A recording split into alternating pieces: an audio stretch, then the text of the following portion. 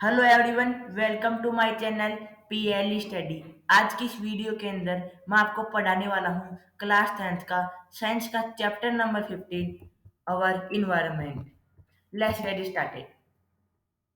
सबसे पहले समझते हैं व्हाट इज इन्वायरमेंट। इन्वायरमेंट क्या होता है? Everything that surround us is known as environment. हर वस्तु जो अपने चारों तरफ है उसे हम इन्वायरमेंट कहते हैं, जैसे कि soil, water, plants and animal. अब अगले वाला टॉपिक पढ़ते हैं, वेस्ट मटेरियल। वेस्ट मटेरियल क्या होते हैं? Undesirable and unusable compound produce by human activities. मतलब कि ह्यूमन एक्टिविटी से जो अनडिजायरेबल और अनयूजेबल कंपाउंड प्रोड्यूस होते हैं उन्हें अपन वेस्ट मटेरियल कहते हैं, जैसे कि प्लास्टिक, बायोमास। वेस्ट मटेरियल दो प्रकार के होते हैं। पहला होता है biodegradable waste material, the waste material which can be decompose by the action of microorganism. ऐसे वेस्ट मटेरियल जो माइक्रो ऑर्गेनिज्म की एक्शन से डिकम्पोज हो जाते हैं उन्हें अपन बायोडिग्रेडेबल वेस्ट मटेरियल कहते हैं, जैसे कि किचन वेस्ट, बायोमास और फाइबर। ये तीनों के तीनों बायोडिग्रेडेबल वेस्ट मटेरियल है, क्योंकि ये माइक्रो ऑर्गेनिज्म के एक्शन से डिकम्पोज हो जाते हैं, इसीलिए इन्हें हम बायोडिग्रेडेबल वेस्ट मटेरियल कहते हैं। दूसरा टाइप आता है non biodegradable waste, the waste material which can not be break down by the action of microorganism. ऐसे वेस्ट मटेरियल जो माइक्रो ऑर्गेनिज्म के एक्शन से डिकम्पोज या ब्रेक डाउन ना हो उन्हें अपन नॉन बायोडिग्रेडेबल वेस्ट मटेरियल कहते हैं, जैसे कि प्लास्टिक, डीडीटी, रेडियो एक्टिव। ये तीनों नॉन बायोडिग्रेडेबल वेस्ट हैं, क्योंकि ये डिकम्पोजर्स या माइक्रो ऑर्गेनिज्म से डिकम्पोज नहीं किए जा सकते, इसीलिए इन्हें हम नॉन बायोडिग्रेडेबल वेस्ट कहते हैं। अब चलते हैं अपनी नई टॉपिक की तरफ, जिसका नाम है इकोसिस्टम। इकोसिस्टम क्या होता है? All the interconnecting organisms in an area together with living and non-living constituting of the environment form an ecosystem। सभी एक एरिया के इंटरकनेक्टिंग ऑर्गेनिज्म, चाहे वो लिविंग हो या नॉन लिविंग, जो इन्वायरमेंट बनाते हों या इसके पार्ट हों, वे इकोसिस्टम बनाते हैं, जैसे कि plants and animal, water, soil. ये सभी इकोसिस्टम के पार्ट हैं। आगे समझते हैं कंपाउंड ऑफ इकोसिस्टम। इकोसिस्टम के कंपाउंड। पहला कंपाउंड है biotic compound. Biotic compound comprising living organism. Biotic compound में सभी लिविंग ऑर्गेनिज्म आते हैं, जैसे कि plants, animal and micro organism. फिर आता है सेकंड पार्ट, जो कि है abiotic compounds. Abiotic compound compressing non living factors. Abiotic compound में सभी नॉन लिविंग फैक्टर्स आते हैं, जैसे कि temperature, rainfall, wind, soil and minerals. अपना अगला टॉपिक है प्रोड्यूसर। चलिए इसके बारे में समझते हैं। These are the organisms which can capable to make organic food from the inorganic substance like carbon dioxide, water, sunlight। ये वो ऑर्गेनिज्म होते हैं जो इनऑर्गेनिक सब्सटेंस से ऑर्गेनिक सब्सटेंस बना सकते हैं, जैसे कि ये कार्बन डाइऑक्साइड, वाटर और सनलाइट की हेल्प से ऑर्गेनिक फूड बना सकते हैं। ऑर्गेनिक फूड से मतलब ग्लूकोज और oxygen. For example plants. Plants होते हैं प्रोड्यूसर। सभी ग्रीन प्लांट्स प्रोड्यूसर होते हैं क्योंकि ये अपना खाना खुद बना सकते हैं by the process of photosynthesis. अगला टॉपिक है कंज्यूमर्स। चलिए कंज्यूमर के बारे में समझते हैं।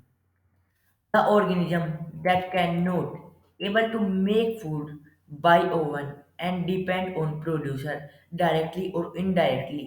भी ये वो ऑर्गेनिज्म होते हैं जो खुद अपना खाना नहीं बना सकते और ये अपने खाने के लिए प्रोड्यूसर पर डायरेक्टली और इनडायरेक्टली डिपेंड होते हैं।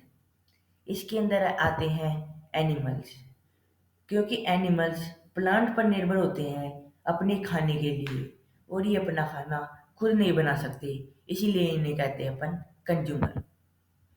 हमारा अगला टॉपिक आता है डीकम्पोजर्स। समझते हैं डीकम्पोजर्स क्या होते हैं।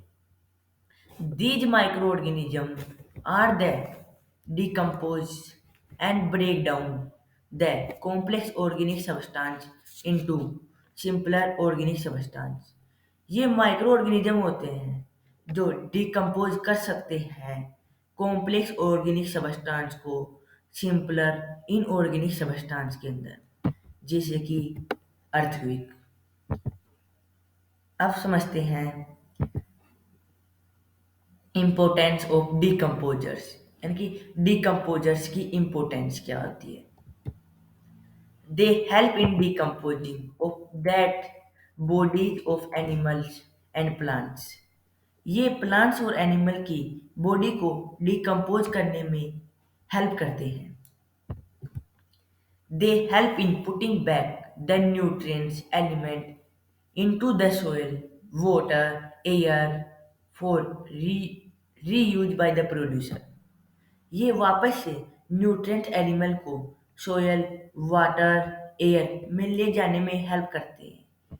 एग्जाम्पल से समझते हैं। ये अपने पास एक फूड चेन दी हुई है जिसके अंदर सबसे पहले फ्लोवर है। ये फ्लोवर सोयल से न्यूट्रिएंट लेकर ग्रो हुआ है। जब इसे डिकम्पोज कर देंगे तो इसके सभी अंदर के न्यूट्रिएंट्स वापस से सोयल में चले जाएंगे और वापस से सोयल में चले जाएंगे इसके न्यूट्रिएंट, और वे न्यूट्रिएंट वापस सोयल में आ गए। इसी ये काम करते हैं न्यू डिकम्पोजर्स, यानी कि न्यूट्रिएंट को वापस में सोइल में ले जाने का काम करते हैं। तीसरा पॉइंट है they also help in recycling the various material of ecosystem thereby the life process go on in unending chain. यानी कि ये इकोसिस्टम की बहुत सारी चीज़ों को रिसाइकल करने में हेल्प करते हैं जिससे लाइफ प्रोसेस एक अनएंडिंग चेन की तरह चलती रहे। आगे चलते हैं। अगला वाला टॉपिक है फूड चेन। फूड चेन क्या होती है समझते हैं।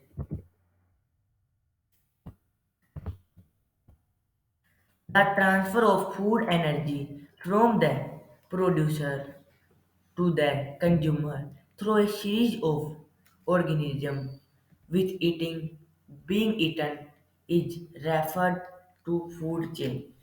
फूड चेन क्या होता है ये समझते हैं। फूड एनर्जी का ट्रांसफर होना प्रोड्यूसर से कंज्यूमर में एक ऑर्गेनिज्म की सीरीज में, जब ये कोई दूसरे के द्वारा खा लिए जाते हैं इसे अपन फूड चेन कहते हैं। इसे हम ऐसे भी कह सकते हैं कि food chain is a list of animals showing whom eat whom। कि फूड चेन एनिमल की लिस्ट होती है दो जो दर्शाती है कौन किसे खाता है। जैसे कि आपके सामने फूड चेन है जिसके अंदर सबसे पहले है एक प्लांट। इस प्लांट को किसी गोट ने खाया, ठीक है, तो इस प्लांट की एनर्जी गोट में ट्रांसफर हो गई। फिर जब इस गोट को लोइन ने खा लिया तो गोट की एनर्जी लोइन में ट्रांसफर हो गई।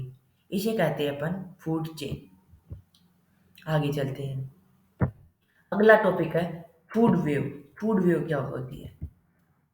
The network of large interconnected food chain existing in the ecosystem is known as food web.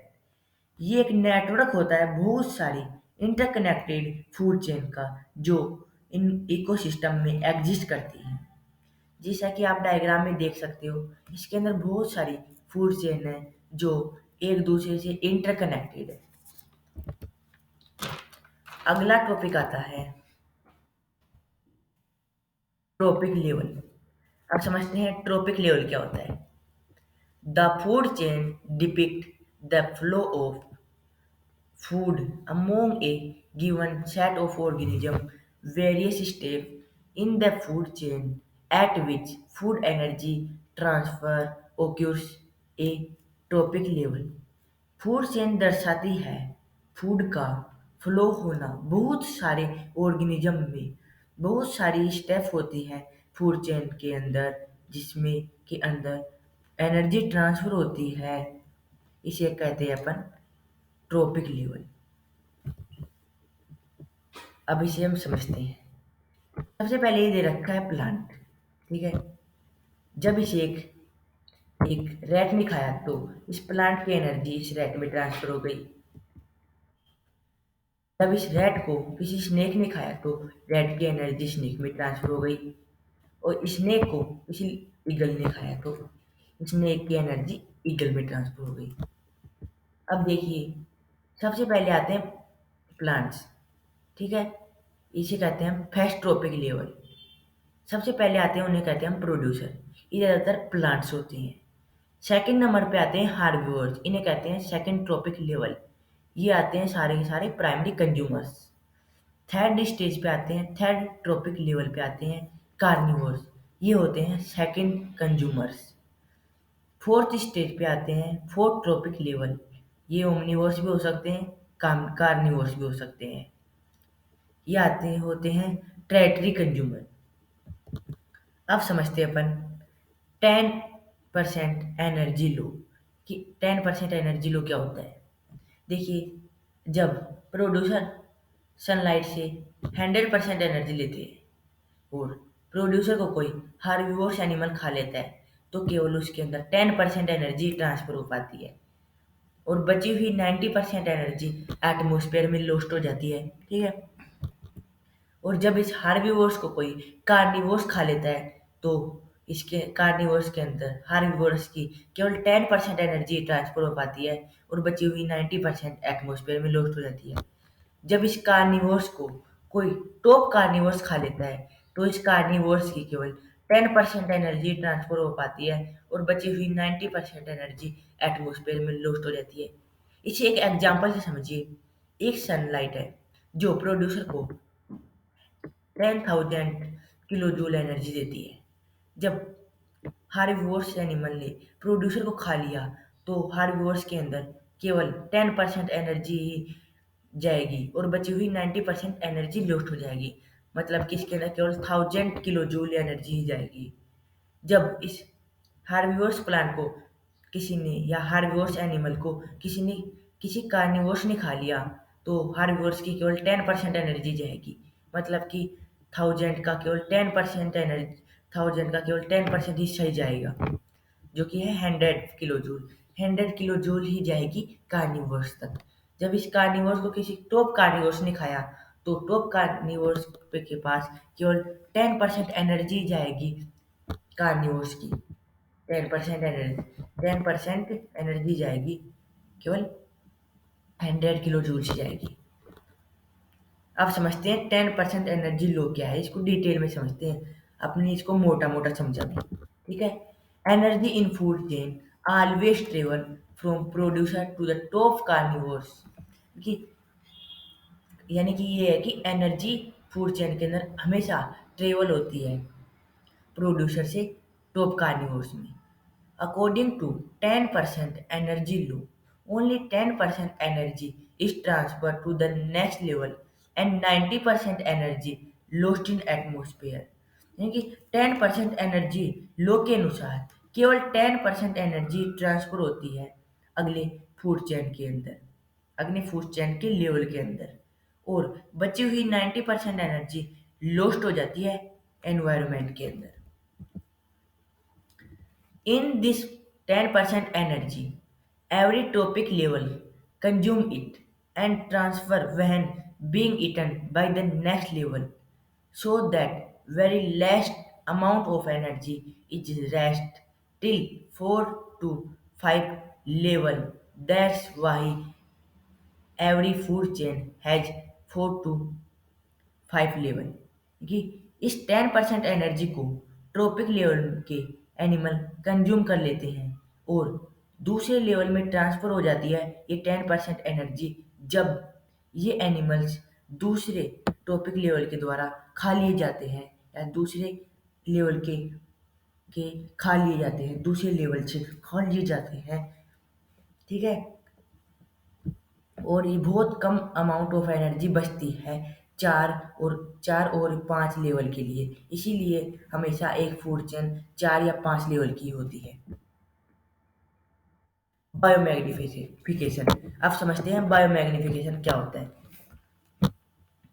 Biomagnification क्या होता है ये समझते हैं। The process by which harmful and toxic substance such as pesticide, insecticide, fertilizers DDT enter in the food chains and contracts in the body of living organism is called biomagnification।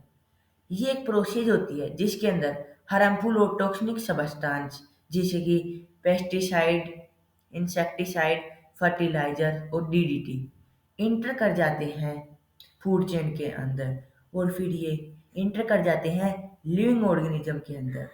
इसे कहते हैं हम biomagnification. It is higher in the last carnivores and less in producer. ये सबसे ज़्यादा carnivores के अंदर पाई जाती है, मतलब कि सबसे ज़्यादा हार्मफुल और टॉक्सिक सब्सटेंस कार्निवोर्स के अंदर पाए जाते हैं, क्योंकि इन्हें कोई खाने वाला नहीं है, इसीलिए ये टॉक्सिक सब्सटेंस टॉप कार्निवोर्स में जाकर जमा हो जाते हैं। और ये सबसे कम प्रोड्यूसर में पाए जाते हैं, क्योंकि इन्हें जब कोई दूसरा एनिमल खा लेता है तो प्रोड्यूसर से वो टॉक्सिक सब्सटेंस कंज्यूमर में चले जाते हैं। अब समझते हैं अपन फंक्शन ऑफ इकोसिस्टम, इकोसिस्टम के function. It provide food for biotic compound, ये फूड प्रोवाइड कराता है बायोटिक कंपाउंड के लिए। It provide means interaction between living and non living compound, ये इंटरेक्शन कराता है लिविंग और नॉन लिविंग कंपाउंड के बीच में। It provide medium for flow of material and energy between living and non living compound, ये energy ये living और non living के बीच में मीडियम प्रोवाइड कराता है, जिससे मटेरियल और एनर्जी फ्लो के लिए। ठीक है, ये लिविंग और नॉन लिविंग के बीच में मीडियम प्रोवाइड कराता कराता है मटेरियल और एनर्जी के फ्लो के लिए। अब हम पढ़ेंगे ओजोन। ओजोन क्या होती है। Ozone is a molecule formed by the three atoms of oxygen. O यानी कि ओजोन ऑक्सीजन के तीन मोलिक्यूल से बनती है। Ozone is deadly poisonous, however at a higher level of atmosphere not poisonous। Ozone एक डेडली पॉइजन है, पर ऊंचाई पर एटमॉस्फेयर की ऊंचाई पर ये पॉइजनस नहीं होती है। It shields या protects the surface of Earth from the ultraviolet radiation from the sun. This radiation is highly dangerous to organism। ये प्रोटेक्ट करती है अर्थ सरफेस को अल्ट्रावोलेट रेडिएशन से जो सन से आती है। ये बहुत सारी खतरनाक ये बहुत खतरनाक होती है ऑर्गेनिज्म के लिए। ये अल्ट्रावोलेट रेड बहुत खतरनाक होती है ऑर्गेनिज्म के लिए। It causes many diseases, for example, skin cancer, DNA mutation in human beings। इससे बहुत सारी डिजीज होती हैं ह्यूमन बींग्स के अंदर, जैसे कि स्किन कैंसर और डीएनए म्यूटेशन। अब आता है फॉर्मेशन ऑफ ओजोन। ओजोन का formation, the higher energy UV radiation split oxygen molecules into free oxygen atoms. These atoms then combine with molecules oxygen to form ozone. जब high energy की ultraviolet radiation oxygen पर गिरती है तो ये free oxygen में तोड़ देती है, और ये फ्री एटम्स होते हैं ऑक्सीजन के, ये कंबाइन हो जाते हैं ऑक्सीजन के साथ और ये एक ओजोन बना लेता है। ठीक है, जैसे कि आप इस प्रोसेस में देख सकते हो, ये ऑक्सीजन का मॉलिक्यूल्स है, इसके ऊपर हाई अल्ट्रावोलेंट की एनर्जी गिरेगी तो ये दो ऑक्सीजन के एटम में स्प्लिट हो गया। जब एक ऑक्सीजन एटम एक ऑक्सीजन के साथ मिल जाएगा तो ये ओजोन का फॉर्मेशन कर देगा। Thanks for watching my video, like share and subscribe my channel PL study. Like Thanks for watching my video. Like, share and subscribe my channel PL Study.